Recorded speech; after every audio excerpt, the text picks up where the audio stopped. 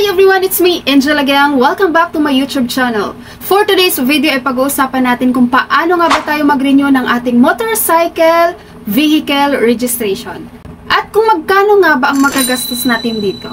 So para sa kaalaman ng lahat guys, ang ating motorcycle vehicle registration ay nire-renew ito yearly. So meron tayong dalawang requirements para dyan. First, kailangan po natin ng insurance fee. So, meron din naman to guys, available din naman to sa LTO, pero sa amin naman ay sa Cebuana. So, ang amount ng aming insurance fee is 350 pesos. Number 2 is the emission test. So, kumukuha kami ng aming emission test sa Greenpeace Emission, pero kayo guys, kung meron kayong preferred na emission testing center, pwede rin naman kayong kumuha doon. So, sa amin, ang binabayaran namin dito sa emission test is 470 pesos.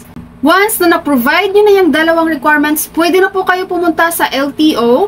Face-to-face po ito guys at kailangan dalhin nyo po ang inyong motorcycle.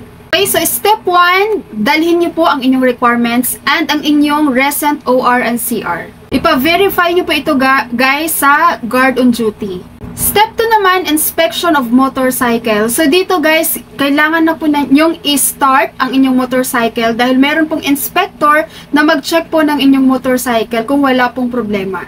So kasama na dito yung pag-inspect ng headlights, signal light, and yung horn or yung serbato. So again, ito-check po yan ng LTO inspector. And dun guys, dapat yung form nyo, tatakan po yan ng pass ng LTO inspector once na wala namang problema yung inyong motorcycle. Step 3, kapag okay na kayo doon sa checking, pumasa po kayo doon, proceed na po kayo doon sa window for encoding and verification. So dito naman sa step na to guys, kailangan meron kayong signed LTO LTMS portal. Okay, so available to online. Doon sa meron naman na, pwede nyo po yung i-screenshot. And doon naman sa mga wala pang account guys sa LTO LTMS portal, available din po ito sa LTO mismo and meron naman pong mag-a-assist sa inyo doon para makapag-sign up kayo. And isa pa sa step na to ay dito rin po chine-check ang mga violations, no? So make sure kung meron man po kayong violations for that year, make sure talaga guys na isettle nyo lahat yan bago kayo mag-renew nitong motorcycle registration nyo para hindi rin masayang yung inyong pagpaprocess.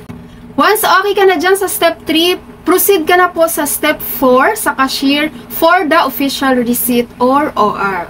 So, ang OR fee naman nila guys as of 2024 is 259 pesos. So, overall na binayaran namin for renewal ng motorcycle vehicle registration is 1,079 pesos. Alright, so that's all for our video for today on how to renew motorcycle vehicle registration. If you have any questions guys, just comment below para masagot po natin yan. Thank you so much for watching everyone!